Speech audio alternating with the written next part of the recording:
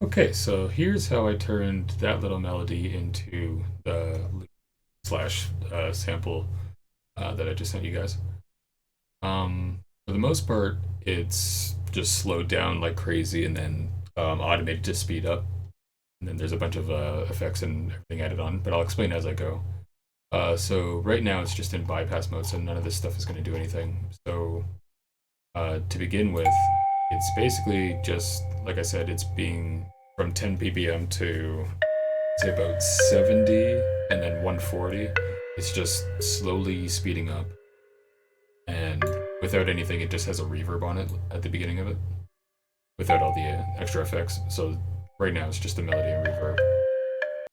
But once you add all of the extra effects, so the quartet is basically just a chorus. It just takes the sound and then adds either lower tones, middle tones, or higher tones to the sound, depending on whatever you put in here. This is just a preset. I just slapped it on and saw what it did and liked what it did. On top of that is an Audiomatic. I think you may have seen it if you watched the other video that I posted before of how I make music, but just like a giant filter of different sounds and things like that. So I threw it through the eerie sound effect and kind of puts it in almost like a horror state, and that kind of gave me an entire outlook for the entire um, sample, I guess. The Excite just focuses kind of like an equalizer. You just pick the low end or the high end and it excites those things. So it just kind of picks frequencies in that range and either boosts them or kind of fuzzy, like messes with them a little bit and just kind of affects them. The pancake pan is on a mixer. It just means whatever the sound means, like wherever the sound is directed to. So pan to the left or pan to the right, kind of like stage left or stage right. So a pancake will send sounds automatically from left to right rather than having to automate things and make the mixer move on its own. That's pretty much what all these lines down here are doing. Automation. They're just making little knobs or effects move on their own without me having to do anything, but they're all happening at once. So a lot of automation going on for this little tiny 1 minute and 9 second loop. But yeah, it goes in through an equalizer just to get rid of some of the low end and high end. Actually, low end part I don't really need to, but through the high end. And the compressor down here just kind of compresses all the sounds together, makes makeup gain, basically boost the signal back a little bit, and then in here is just controlling how much of the compressor is actually happening. And then over here is again how much of the dry mix or wet mix of the signal you. So zone with all the effects.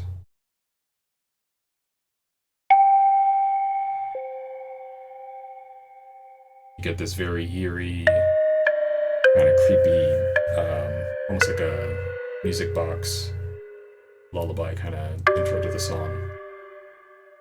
When originally it just sounds like this.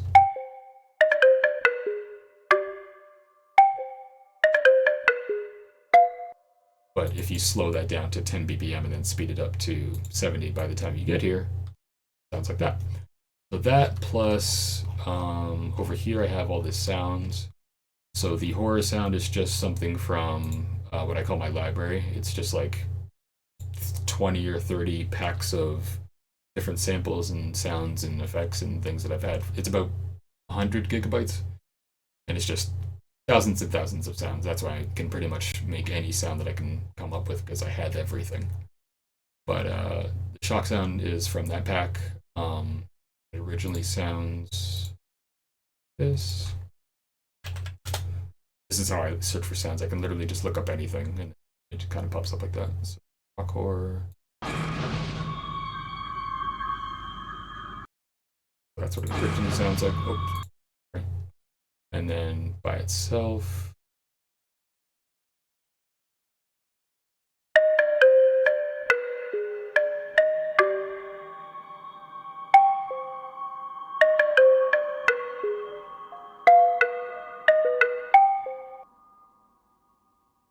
so you kind of get this like scream in the background mixed with that little intro part to it. But I faded that out a little bit, as you can see here with the line. It fades from you know 0 to pretty loud, but once you hear the entire thing, you can't really hear too much.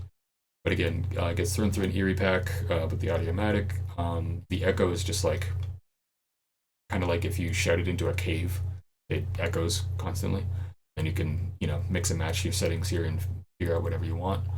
This is making a delay, so it delays from this signal at the end of 9 here all the way to probably around 10 or 11 without having to do anything. So you just kind of get this fading sound to it.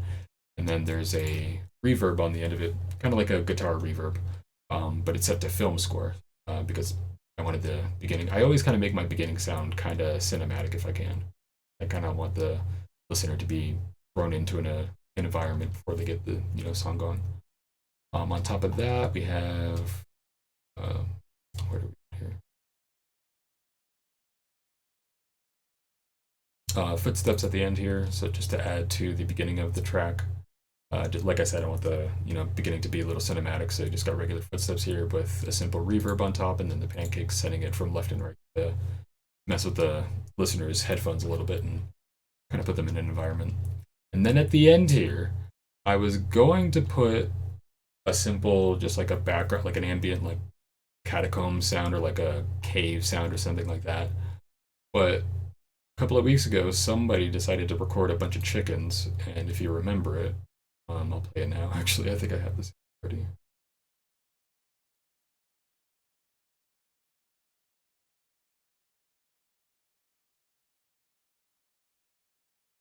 Oh, I gotta go back.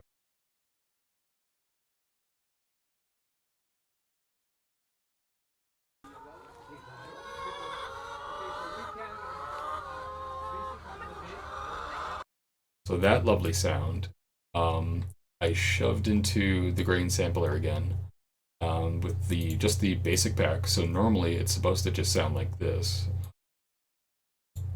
What it's supposed to sound like. Oh, select the actual thing.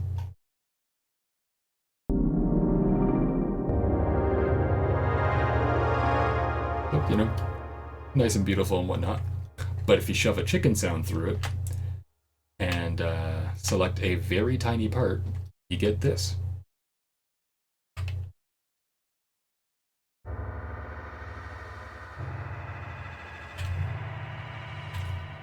Now drop that a few octaves and get this.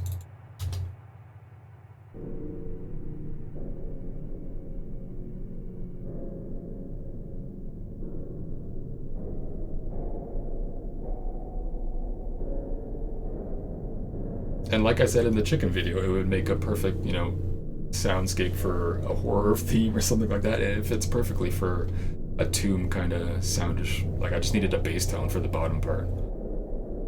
And throw it all together, and you get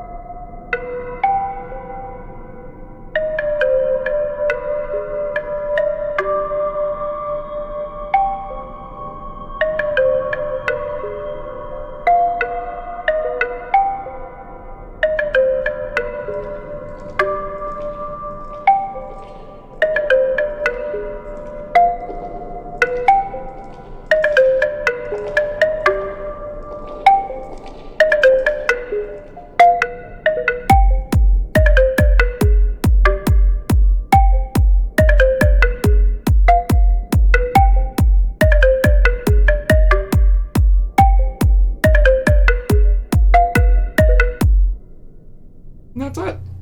Kind of funny what you can come up with in 2 hours in a chicken sound. But yeah, I'm excited to see where this goes. Thanks for watching.